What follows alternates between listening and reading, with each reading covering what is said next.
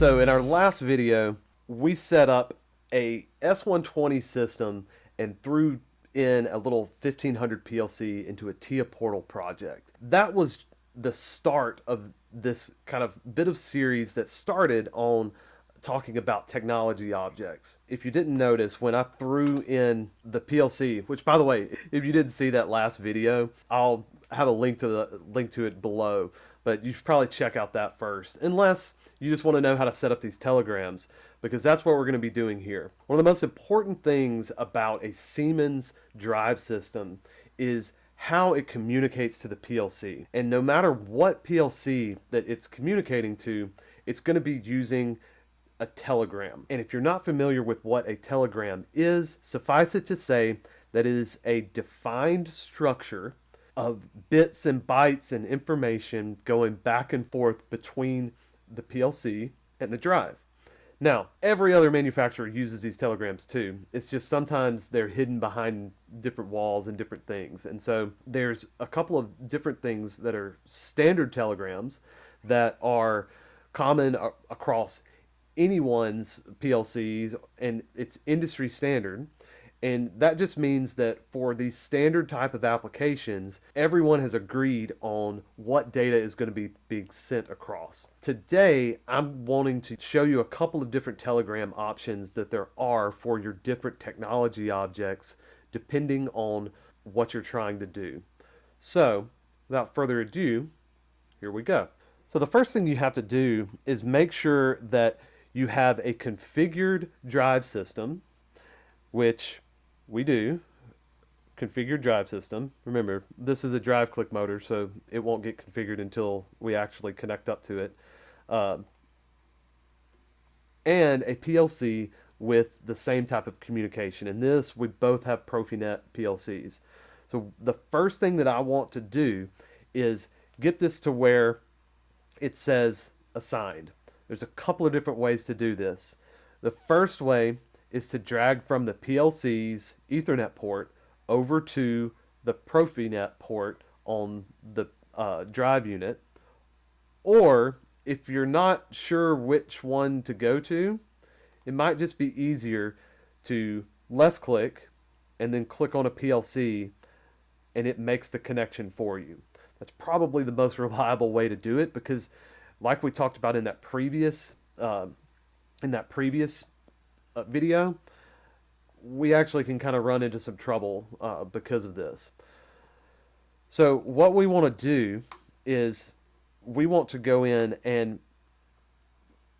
set the Profinet telegrams for each of these drive units. So I'm going to go into the device view of the actual drive control unit itself.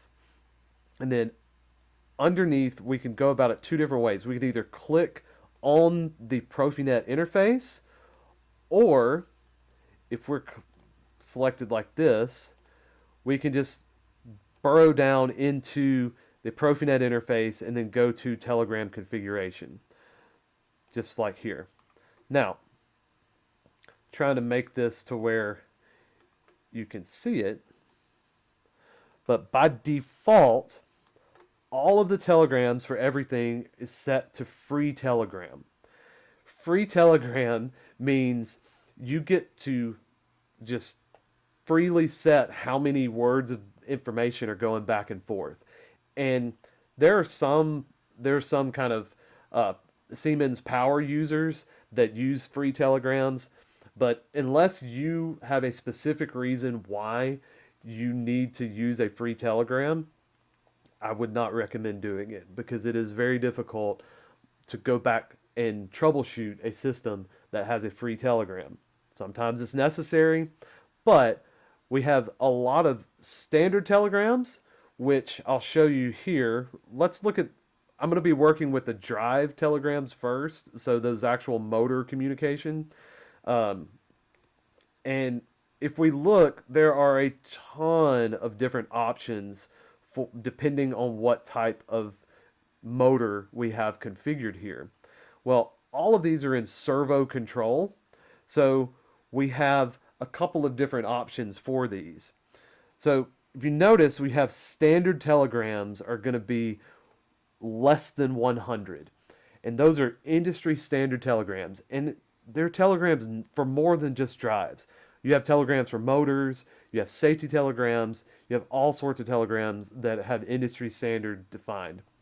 Well, I want to use a very specific one that I believe will work for the technology objects in the future that I want to use.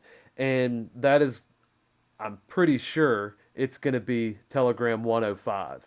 Now, there is a document that details out all of these telegrams, and I'll put a link to it in the description of this video that details all out what bits and bytes these are connected to.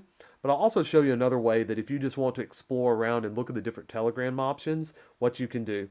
Right now, I want a Siemens Telegram 105 on this. Now, if you notice that this has 10 words in, I guess that's 10 words. Yeah, so everything here is from the perspective of the drive. So because we have clicked on the drive, when it says send, it is sending that information out from the drive to the PLC. When it says receive, it is receiving in that information from the PLC, and that's why it says set point actual value. Previously, when these software packages were in two different places, there was a little bit of confusion there. You can kind of trip yourself up, especially if you're doing free Telegram and you thought that you were aligning things in some weird, odd way. You could, again, just trip yourself up. So I'm going to set both of these drives to just a Siemens Telegram 105. And you'll notice that if I had set those to a vector control drive, you would have different options based on vector control. You would have like a 351 telegram. And there are actually, or 351, 352, 353. Those are the 351 is the ones that I like to use because it has a good bit of information. Your standard telegram has 2 words out, 2 words in. It has a control word and a set point, and then a status word and an actual value. Very little information in there. But it's very fast, very quick, very easy to get going. Whereas these Siemens Telegrams 105, you notice they have 10 words of data. They have the same control word, the same set point word, and then go down from there. There's all sorts of other information like torque actual value and torque set points and limits and things like that. And that's what we're going to be getting into to actually use with these technology objects. Last thing I want to talk about here, well, actually not last thing about the drives, I want to show you that there are actual partner data address areas. So in the PLC, because you remember the first thing that we did when we set this up was we set up that PLC connection. So this drive knows which PLC that it is talking to. And that's the only PLC that it's going to talk to. It's one-to-one. So here it tells us where in memory is this information coming from or going to. And if you notice from when it says send, because remember, this is from the perspective of the drive itself, it's sending this information out. Well, when that comes into the PLC, that's going to come in as an input. And so that's why you see this partner address or partner data as being inputs, because those inputs are on the PLC side. So it's receiving in that data. Now, the stuff that's going out from the drive is actually coming in, like I just said. And so what is coming into the drive is actually getting sent out from the PLC. So that's what this Q or output is. So we've selected these. Those are the telegrams. That's all you have to do to set up the telegrams in these drives now. And now when you select that data and you select that telegram, it automatically goes in and sets all of those parameters in the parameter sets of the individual drives. So what I want to do is show you just the basics of how to navigate the parameter sets and how to navigate these actual drives. Oh, sorry, I almost got off of here. If you notice, there are different telegrams for the control units and for the line modules. You will, on some line modules, if they have a basically a drive click connection to them, then they're going to need a telegram as well. And so we're just going to send a Siemens Telegram 370 that has that information in it. You need to go ahead and select that. And as far as this control unit, it's probably not going to have any data coming back and forth to it, but there are a couple of options that you have for those. And again, they're all Siemens specific because these are Siemens specific components. Most of the time, you just leave those on free Telegram. So let's go into the parameter set of these drives now. And I just want to go and show you how, if you're not familiar with Portal, first thing you need to know is that Portal has everything in the same project. It has everything in the same database. So whereas before you might be able to have everything in the same kind of like screen, but it's going to launch different programs. This is actually all integrated into the same project, into the same database. And so all on one screen, one project tree, I go to my drive unit. In terms of from a Siemens person, the drive unit is kind of the overall system. So you have a drive unit that consists of a control unit, line module, maybe motor modules, maybe some SNC modules, all of that stuff. That's the drive unit as a whole. Inside of that, you have each individual component. So if you're talking to a Siemens support and they say drive unit, this is what they mean. They say open up the drive unit, and they mean open up kind of that group of information or group of objects that, like your control unit.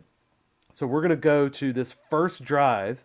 Actually, let's go to the second drive, because the second drive we set up as an actual induction motor, and so it has a little bit more information in it than with the other. So there's really two main screens that you're going to want to go to, and one of them I can't really go because I don't have this system here. If we double click on the parameterization, it's going to give us a overview screen of all the parameters. If you're familiar with the older software, this will kind of be familiar, but then also very new at the same time. In the way that it's familiar is these screens want to step you through the individual control loops.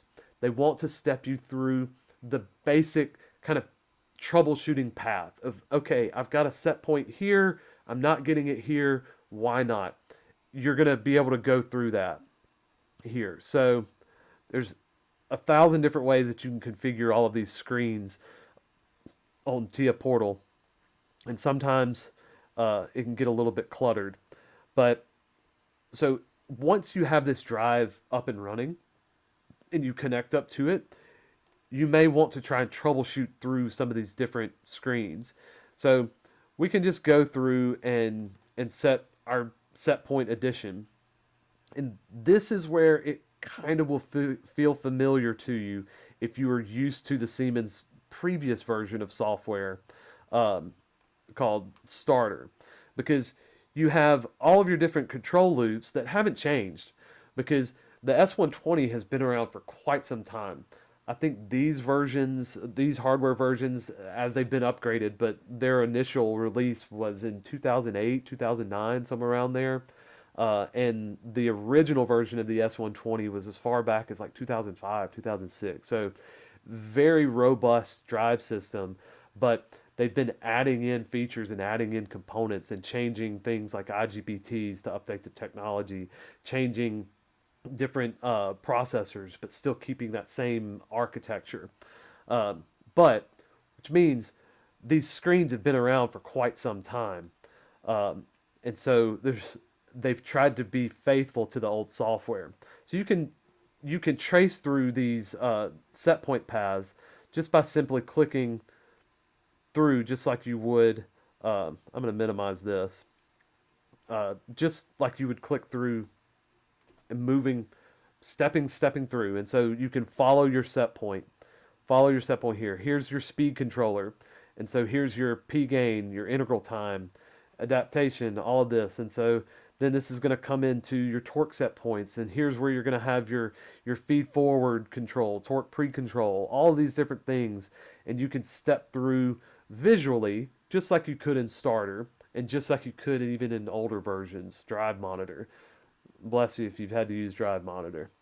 Um, but there's also another way that this kind of limits what is shown. But if you don't know where something is, this is a good way to kind of just get you started and get you moving. There's also a lot of these menus over here. When you click and you minimize out, or you click on one of these main things, um, you have function module, control type, limitations, optimizations, like all these basic parameters. You can just kind of go through these different things. Now, there is a lot in the S120. It is one of the most intimidating drives that you can get into if you're not used to the drive language and drive world. Well, the basic parameterization um, is going to step you through kind of what you need to just get the drive it basically going.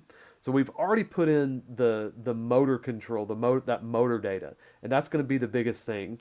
Um, as we step through different things on here, this would be, if you're familiar with the wizard from the starter software package, these basic parameterizations, if you just step feature by feature down line by line by line, you're going to get that same process of going through. This is kind of the very bare bones without any sort of thing, but this is just how to use an S120 inside of Portal. The last thing I want to show you for kind of the drives people that are very used to just working with parameters, and you know that, hey, drives have this sort of torque, this sort of set point, this sort of feature. There's always your parameter view. And again, from my background, I always got in trouble for just going straight to parameter view or in the old software expert list, because I I kind of was so familiar with the different features. I would know, okay, I need to find this parameter. There's a group of parameters that I know that I need to work with. If you're that proficient, here's where everything is. I want to point out the first thing, though, is by default, sometimes this does not display extended parameters.